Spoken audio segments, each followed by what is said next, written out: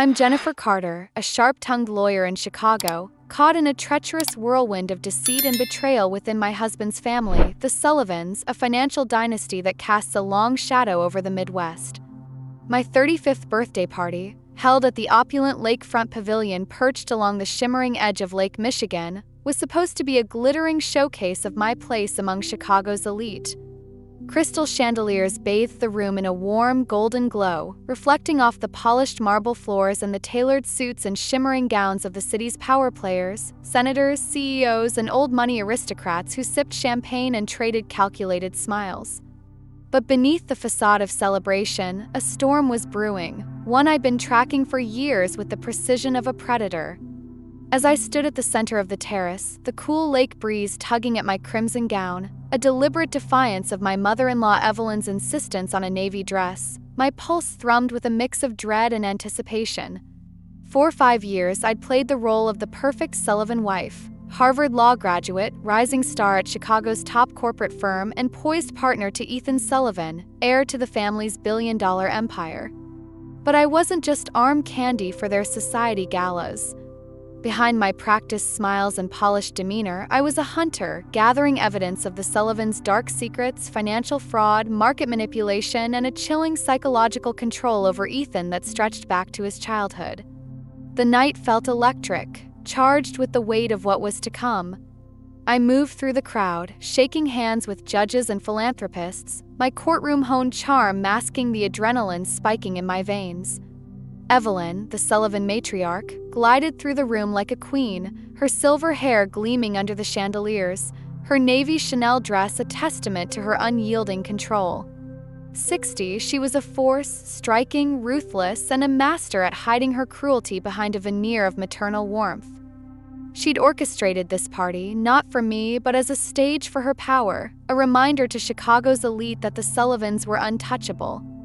Every detail, the white orchids cascading from crystal vases, the string quartet playing Vivaldi, the guest list curated to exclude my true allies, was her design. Ethan, my husband, stood by my side, his tailored tuxedo accentuating his broad shoulders and the jawline that once made my heart race. 37, he was still breathtaking, but his eyes carried a vacant glaze I'd come to recognize, a hollowed-out look that had grown more pronounced over the years. I'd loved him once, fiercely, in the early days when his laughter was genuine and his touch felt like home. But that Ethan was slipping away, replaced by a man whose every move seemed scripted, his emotions tethered to Evelyn's invisible strings. I'd spent years piecing together why, discovering the therapist, Dr. Paul Grayson, who'd been conditioning him since adolescence with drugs, triggers, and relentless psychological programming to ensure his compliance with the family's agenda. As the evening wore on, I felt Evelyn's gaze tracking me, her eyes sharp as a hawk's. She approached us, her perfume, a cloying mix of jasmine and power, preceding her. "Jennifer, darling," she purred, her voice dripping with false warmth as she embraced me, her lips brushing my cheek. "You look radiant, though navy would have suited Ethan's photos better." Her words were a velvet glove over a steel fist, a reminder of her control. I smiled, my lips tight, and replied, "I wanted to surprise everyone tonight." Her eyes flickered with something raw, annoyance, perhaps, or suspicion. She recovered quickly, linking her arm through mine to parade me past the guests, a trophy she'd polished but never truly owned. My heart pounded as I scanned the room, noting the absence of my law firm colleagues, my mentor, and my closest friend from Harvard. The guest list was a fortress built to isolate me. Every face, politicians, judges, university deans, was a Sullivan ally, their loyalty bought with donations or bound by decades of mutual secrets. I felt the weight of their scrutiny, their smiles as sharp as knives. My clutch held my lifeline, a slim phone with a dead man's switch, programmed to send my evidence, bank records, recordings, proof of Grayson's conditioning to the FBI, SEC, and Chicago Tribune if I was harmed. I'd spent years building this case, hiding burner phones and encrypted drives in a secret compartment in our Gold Coast penthouse, documenting every discrepancy, every whispered command, every vacant stare from Ethan after Evelyn's private talks. Tension coiled tighter as Evelyn guided me to the head table, her manicured hand resting on my shoulder with predatory pressure. Ethan sat beside me, his fingers tapping a rhythmic pattern on his glass, a tick I'd cataloged as a sign of his programming kicking in. Across from us sat Grayson, his silver hair and tailored suit masking the monster who'd sculpted Ethan's mind for decades. His clinical gaze met mine, assessing, and I forced a smile, my stomach churning. "Dr. Grayson, it's been years," I said, my voice light but laced with intent. "Ethan mentioned you might join us." His smile tightened, a flicker of unease in his eyes. "The Sullivans are like family," he replied, his tone smooth but brittle. I nodded, filing away his discomfort as another piece of the puzzle. Then it happened. Evelyn leaned toward Ethan, her lips grazing his ear as she whispered something inaudible to the room but deafening in its impact. His pupils constricted, his jaw slackened for a split second before tightening into a rigid line. He turned to me, his eyes devoid of the man I'd married, and said, "You've betrayed us." The words were flat, mechanical, a script delivered by a puppet. Before I could respond, his hand shot out, the slap echoing like a gunshot across the terrace. I stumbled, crashing against the marble table, my cheek burning as blood trickled from my lip. The room froze, champagne flutes paused midair, faces locked in shock, smartphones raised to capture the fracture in the Sullivan facade. Pain seared through me, but something fiercer burned brighter, triumph. This was the moment I'd waited for, the crack in their perfect empire I'd engineered. I pushed myself up, tasting copper, and let out a laugh, a sharp, defiant sound that sliced through the silence like a blade. Evelyn's face drained of color, her composure unraveling as she realized her trap had backfired. Ethan stared at his hand, horror dawning in his eyes as fragments of his true self fought through the fog of conditioning. "What did I?" he whispered, his voice breaking. I stood, my crimson gown stained with blood, and faced the crowd. "Perfect timing, Evelyn," I said, my voice carrying across the terrace, every phone still recording. "You couldn't have scripted it better." Confusion rippled through her features. This wasn't her narrative. I turned to the guests, my courtroom poise unshaken. "You've just witnessed the Sullivan conditioning program in action," I declared, my words steady despite the sting on my face. "The same program I've documented for years, along with their financial fraud and market manipulation." Evelyn hissed, "You provoked us," but her voice trembled, her empire teetering. I smiled, tasting blood. "I didn't have to. You've been controlling Ethan for decades. All I did was wait and record." My phone vibrated in my clutch, the dead man's switch activated by the impact, sending my evidence to the authorities and media. News alerts began chiming across the room, Chicago Globe headlines flashing, "Sullivan Empire accused of massive fraud." Evelyn's allies shifted, their loyalty crumbling as FBI agents stepped onto the terrace, their badges a stark contrast to the glittering opulence. I locked eyes with Evelyn, her fear palpable for the first time. The Sullivan dynasty was falling, and I, Jennifer Carter, had lit the fuse, my laughter the spark that set it ablaze. We'd love to know where you're from. Leave a comment below and share your country with us. If you haven't subscribed to the channel yet, I highly recommend doing it now so you won't miss any of our upcoming stories. These aren't just ordinary stories, they're filled with meaningful life lessons that can inspire, teach, and stay with you long after the video ends. Hit that subscribe button and join our growing community. The air on the Lakefront Pavilion's terrace was thick with tension, the glittering Chicago skyline across Lake Michigan now a backdrop to a crumbling empire. My cheek throbbed where Ethan's slap had landed, the taste of blood lingering on my lips, but I stood tall in my crimson gown, the weight of my defiance anchoring me. The smartphones held by Chicago's elite, senators, judges, and corporate titans were still raised, their screens capturing every second of the Sullivan dynasty's unraveling. Evelyn's face, usually a mask of regal control, was ashen, her eyes darting like a cornered animal's. Ethan, my husband, stood frozen, his hand trembling as if it belonged to someone else, his mind grappling with the programming that had hijacked his will. My laugh, sharp, deliberate, a weapon, had shattered their carefully curated narrative, and now the real performance was mine. For 5 years I, Jennifer Carter, had played the role of the perfect Sullivan wife, a polished ornament in their gilded world. I smiled at charity galas, hosted brunches in our Gold Coast penthouse, and dazzled clients at my law firm, all while hiding a secret that burned like a live wire in my chest. Behind my tailored suits and practiced charm, I was building a case to dismantle the Sullivan empire. It began with a flicker of suspicion, an odd bank transfer I spotted while reviewing Ethan's family business documents, a subsidiary in the Caymans that didn't add up. Then came the late-night meetings Ethan returned from, his eyes vacant, his laughter replaced by a mechanical nod.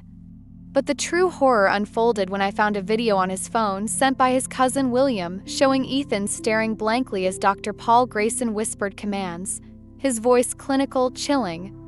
That was the moment I knew. The Sullivans weren't just corrupt, they were puppeteers, and Ethan was their marionette. My investigation became an obsession, a shadow life I lived in stolen moments. In our penthouse, with its floor-to-ceiling windows and sleek Scandinavian furniture, I discovered Evelyn's surveillance system during a renovation she'd insisted on, a gift to keep us safe. Tiny cameras, hidden in light fixtures and bookshelves, watched my every move. I didn't disable them. Instead, I fed them loops of mundane activity, me reading case files, sipping wine while I worked in secret. In the walk-in closet, behind a concealed panel, I stashed burner phones, encrypted drives, and a backup laptop, my arsenal against the Sullivans. Every night, as Ethan slept, I pored over financial records, cross-referencing offshore accounts with market spikes, documenting bribes to regulators, and piecing together a fraud scheme worth over $300 million. But the heart of their crimes was Ethan himself, programmed since he was 12 by Grayson, a so-called therapist paid $30,000 a month to embed triggers that ensured Ethan's loyalty to the family's agenda. The psychological manipulation was meticulous, grotesque. Grayson's files, which I hacked from a Sullivan server, detailed sessions where Ethan, as a boy, was drugged and subjected to behavioral conditioning to suppress his independence.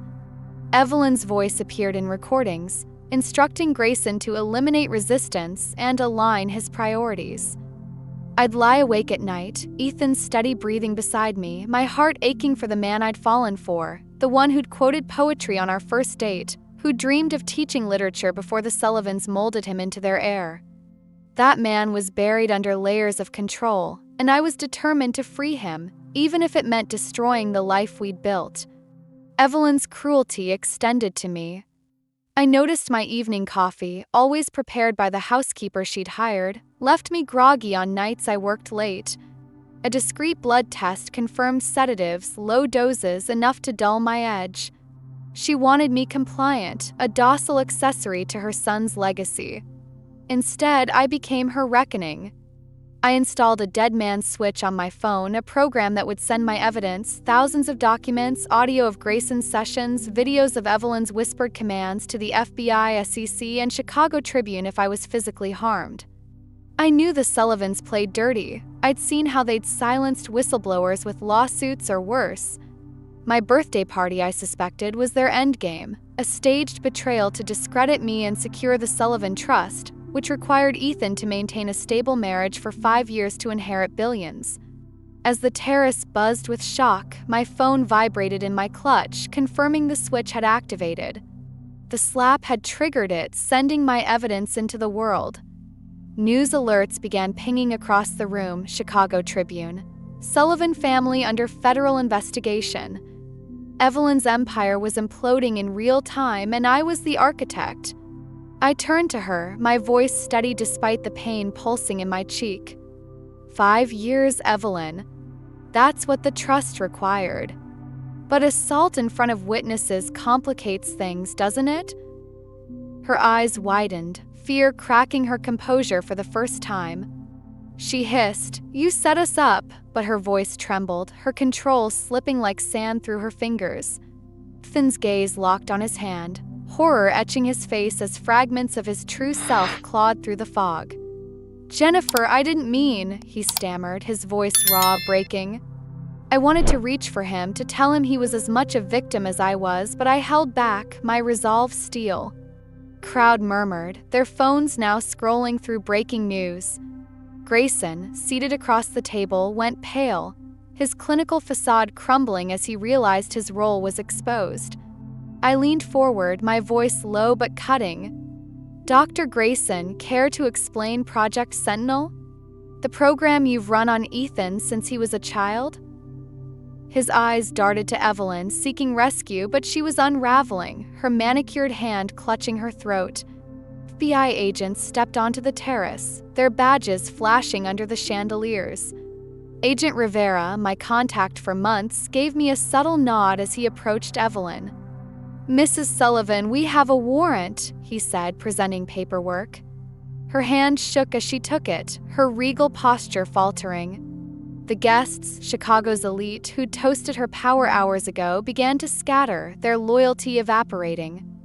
William, the family's legal fixer, edged toward the exit, already calculating his escape. I felt a surge of triumph, tempered by the ache in my chest. This wasn't just about justice. It was about reclaiming Ethan's soul, my dignity, and the truth the Sullivans had buried.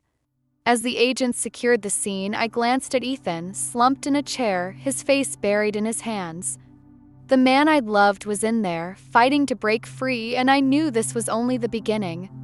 My evidence had lit the fuse, but the explosion would reshape Chicago's power structure. I dabbed the blood from my lip, the sting a reminder of my survival. The Sullivans had underestimated me, and now their empire would burn. Terrace of the Lakefront Pavilion was a frozen tableau of shattered illusions, the Chicago skyline glittering coldly across Lake Michigan as the Sullivan Empire began its spectacular collapse. My cheek burned where Ethan's slap had landed, the blood on my lips a stark contrast to the crimson gown clinging to my frame. Pain was sharp, but it fueled me, a reminder of the stakes I'd played for years. I, Jennifer Carter, stood amidst the wreckage of my own making, surrounded by Chicago's elites, senators, judges, and corporate moguls, whose smartphones had captured Ethan's violence, their screens now buzzing with news alerts that tore through the Sullivan facade like shrapnel. My laughter, raw and defiant, still echoed in the stunned silence, a weapon that had unraveled Evelyn's carefully choreographed trap. I rose from the marble floor, steady despite the ache, and faced the crowd. 5 years, Evelyn, I said, my voice cutting through the tension like a blade, every word deliberate, honed by years in courtrooms. That's the time you needed Ethan to stay married to secure the trust. But an assault in front of witnesses? That complicates things, doesn't it? Evelyn's face, usually a mask of icy control, crumpled, her silver hair catching the chandelier light as her eyes betrayed a flicker of panic. She'd planned this night to frame me as a traitor, to paint me as the disloyal wife prying into the Sullivan secrets, but I'd turned her stage into my courtroom. The smartphone still recording, the guests' faces a mix of shock and dawning realization were my jury. Ethan stood paralyzed, his hand trembling as he stared at it, horror etching deep lines into his face.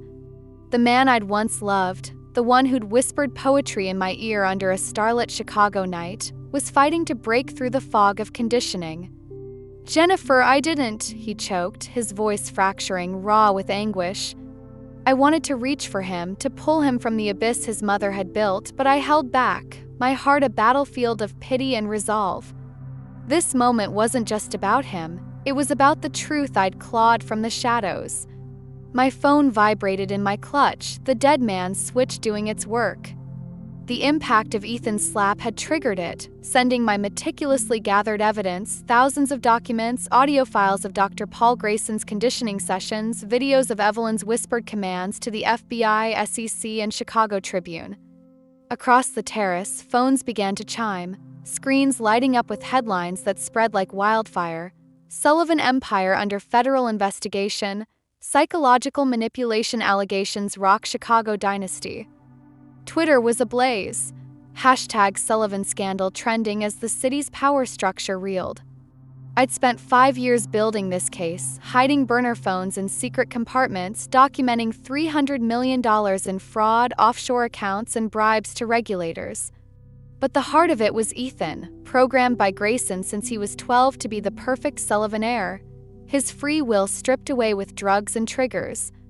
Evelyn's voice broke the silence, shrill and desperate. "You set us up, Jennifer," she hissed, stepping forward, her navy Chanel dress a mockery of her crumbling authority. Her allies, men and women who'd toasted her power hours ago, shifted uncomfortably, their loyalty wavering. I smiled, tasting blood, my courtroom poise unshaken. "I didn't set you up, Evelyn. You've been controlling Ethan for decades. All I did was document it and let you perform for the world." I gestured to the crowd, their phones still raised, capturing her unraveling. "Your empire's built on lies, and now everyone sees it." Terrace doors swung open, and FBI agents stepped into the golden glow, their badges glinting like blades. Agent Rivera, my contact for months, led the way, his expression professional but his eyes meeting mine with a subtle nod. "Mrs. Evelyn Sullivan," he said, presenting a warrant, "we're here to seize all electronic devices and documents in your possession." Evelyn's hand trembled as she took the paperwork, her regal posture buckling under the weight of exposure. Her allies began to scatter, their polished shoes clicking on the marble as they distanced themselves from the sinking ship. William, the family's legal fixer, edged toward the exit, his Harvard drawl silent as he calculated his own survival. The police commissioner, who'd laughed at Evelyn's jokes over champagne, now avoided her gaze, murmuring about speaking through counsel. I turned to Dr. Grayson, seated across the table, his silver hair and tailored suit no longer a shield. His clinical detachment had vanished, replaced by a sheen of sweat on his brow. "Dr. Grayson," I said, my voice low but carrying, "perhaps you'd like to explain Project Sentinel to our guests. The program you've run on Ethan since he was a child, funded by $30,000 monthly payments for behavioral maintenance?" His eyes darted to Evelyn, seeking rescue, but she was cornered, her empire collapsing in real time. "That's privileged information," he stammered, clinging to a crumbling defense. I raised an eyebrow, my tone cutting. "Privileged? Is that what you call drugging a 12-year-old to embed triggers that override his free will?" Ethan sank into a chair, his face buried in his hands, his breathing ragged. "What did you do to me?" he whispered, his voice a broken plea directed at his mother. Evelyn's composure shattered completely, her hand clutching her throat where a diamond necklace gleamed mockingly. "You needed guidance, Ethan," she snapped, desperation making her voice shrill. The Sullivan legacy had to be protected. The naked truth of her priorities silenced the room, even the agents pausing to witness her mask slip. Ethan's eyes, clearer than I'd seen in years, met mine, filled with a mix of horror and dawning clarity. "All those sessions, the headaches when I questioned you," he murmured, his body curling as if the memories physically wounded him. I knelt beside him, cautious but compelled by the flicker of the man I'd once loved. "Ethan, you were programmed to respond to her triggers," I said softly, my voice steady despite the chaos. "That slap wasn't you. It was her." His gaze locked on the blood on my lip, guilt and confusion warring in his expression. "I hurt you," he whispered, his voice cracking. "I'd never, but I did." I nodded, my heart twisting. "I know. That's why I stayed to free you too." Agent Rivera approached Evelyn, who stood rigid, her eyes scanning for an escape that didn't exist. "Mrs. Sullivan, you're under arrest for fraud, racketeering, and conspiracy," he said as another agent cuffed her wrists. The metallic click echoed like a gavel, final and damning. The crowd parted, their murmurs rising as Evelyn was led toward the elevator, her silver hair catching the light one last time. Grayson, now in conversation with another agent, scribbled frantically, his clinical facade replaced by self-preservation. The Sullivan allies, judges, senators, deans, slipped away, their phones buzzing with news that would reshape Chicago's power structure. I stood at the edge of the terrace, the lake breeze cool against my burning cheek, and felt a surge of triumph laced with exhaustion. 5 years of living a double life, smiling through galas, hiding evidence in the dead of night, enduring Evelyn's sedatives had led to this. The Sullivan empire was falling, and I'd lit the match. But as I watched Ethan, grappling with the fragments of his stolen self, I knew the fight wasn't over. This was justice, but it was also a beginning, a chance to rebuild what the Sullivans had broken, starting with the truth. The Lakefront Pavilion's terrace, once aglow with the illusion of Sullivan supremacy, was now a graveyard of their shattered empire. The Chicago skyline loomed across Lake Michigan, its lights flickering like distant stars as I, Jennifer Carter, stood amidst the chaos I'd unleashed. My cheeks still stung from Ethan's slap, the blood on my lips a bitter reminder of the cost, but my heart burned with a hard-won triumph. The FBI agents escorted Evelyn away, her navy Chanel dress a fading emblem of her crumbled reign. Her silver hair caught the chandelier's glow one last time as the elevator doors closed, sealing her fate. The crowd, Chicago's elite, who'd toasted her power hours ago, dispersed like shadows, their loyalty evaporating under the weight of headlines now flooding Twitter. Sullivan dynasty falls, psychological manipulation exposed. Ethan sat slumped in a chair, his tailored tuxedo wrinkled, his face buried in his hands. The man I'd once loved was unraveling, torn between memories of a childhood stolen by manipulation and the painful awakening of his true self. "She turned me into a tool," he whispered, his voice raw, breaking on every syllable. His eyes, clearer than I'd seen in years, met mine, filled with guilt and horror. "I hurt you, Jennifer." "How could I?" I knelt beside him, my crimson gown pooling on the marble, my heart caught between pity and resolve. "It wasn't you, Ethan," I said softly. "It was her programming. You're breaking free now." Across the terrace, Dr. Paul Grayson, his clinical facade shattered, scribbled frantically in conversation with an FBI agent, trading his secrets for immunity. His testimony would be damning, detailed records of how he'd programmed Ethan with drugs and covert therapy sessions since adolescence, embedding triggers to ensure Sullivan loyalty. Grayson's voice, trembling as he recounted Project Sentinel, revealed a chilling truth. Ethan's free will had been systematically erased, his every decision shaped by Evelyn's commands. I felt a pang of sorrow for the boy Ethan had been, molded into a puppet before he could choose his own path. 6 months later, the federal courthouse in Chicago was packed, the air heavy with anticipation. Evelyn Sullivan stood in a prison jumpsuit, her regal poise replaced by a hollow defiance as she was sentenced to 28 years for fraud, racketeering, and conspiracy.